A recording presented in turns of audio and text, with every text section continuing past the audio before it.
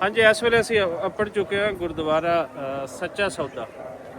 ਤੇ ਗੁਰਦੁਆਰਾ ਸੱਚਾ ਸੌਦਾ ਸਾਹਿਬ ਦਾ ਇਤਿਹਾਸ ਇਹ ਹੈ ਕਿ ਇਹੀ ਉਹ ਖਾਸ ਥਾਂ ਹੈ, ਇਹੀ ਉਹ ਉੱਚੀ ਥਾਂ ਹੈ ਜਿੱਥੇ ਬਾਬਾ ਗੁਰੂ ਨਾਨਕ ਸਰਕਾਰ ਨੇ 20 ਰੁਪਏ ਦਾ ਲੰਗਰ ਇੱਥੋਂ ਦੇ ਭੁੱਖੇ ਜਿਹੜੇ ਸੰਗਤਾਂ ਸਨ ਉਹਨਾਂ ਨੂੰ ਚਖਾਇਆ ਸੀ।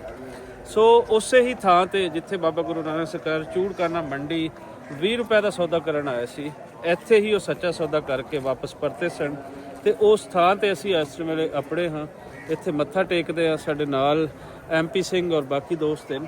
ਸੋ MP ਸਿੰਘ ਜੀ, ਤੁਸੀਂ ਕੁਝ ਦੱਸੋ ਇਸ ਖਾਸ ਸਥਾਨ ਦੇ। ਭਾਜੀ ਮੇਰਾ ਇੱਕ ਇਹੀ ਕੁਐਸਚਨ ਹੈਗਾ ਵੀ ਸੇਮ ਜਿੱਦਾਂ ਪਿੱਛੇ ਗੱਲਾਂ ਕਰਦੇ ਆ ਰਹੇ ਸੀਗੇ, ਇਸ ਗੁਰੂ ਘਰ ਦੇ ਵਿੱਚ ਮਹਾਰਾਜਾ ਰਣਜੀਤ ਸਿੰਘ ਦੀ ਟਾਈਮ ਤੋਂ ਬਿਲਡਿੰਗ ਆ ਜਾਂ ਆਪਣੇ? ਹਾਂਜੀ, ਇਹ ਮਹਾਰਾਜਾ ਰਣਜੀਤ ਸਿੰਘ ਦੇ ਟਾਈਮ ਪੀਰੀਅਡ ਦੀ ਜੀ ਇਹ ਬਿਲਡਿੰਗ ਉਸੇ ਟਾਈਮ ਦੀ ਬਣੀ ਹੋਈ ਹੈ। ਉਂਝ ਹੀ ਸਾਂਭ ਸੰਭਾਲ ਇਸ ਦੀ ਖੜੀ। ਤੇ ਹੁਣ ਜਿਹੜੀ ਇੱਥੇ ਪਾਕਿਸਤਾਨ ਗੁਰਦੁਆਰਾ ਪ੍ਰਬੰਧਕ ਕਮੇਟੀ ਦਾ ਕਰ ਰਹੀ ਹੈ ਤੇ ਕਹਿ ਰਹੀ ਜੀ ਸਾਰੀ? ਹਾਂਜੀ, ਗੁਰਦੁਆਰਾ ਪ੍ਰਬੰਧਕ ਕਮੇਟੀ ਹੈ। ਪਿੱਛੇ ਜਿੰਨਾ ਵੀ ਤੁਹਾਨੂੰ ਸਾਰਾ ਕੁਝ ਬਣਿਆ ਨਜ਼ਰ ਆ ਰਹੀ ਹੈ, ਇਹ ਸਾਰਾ ਕੁਝ ਨਵਾਂ ਹੈ।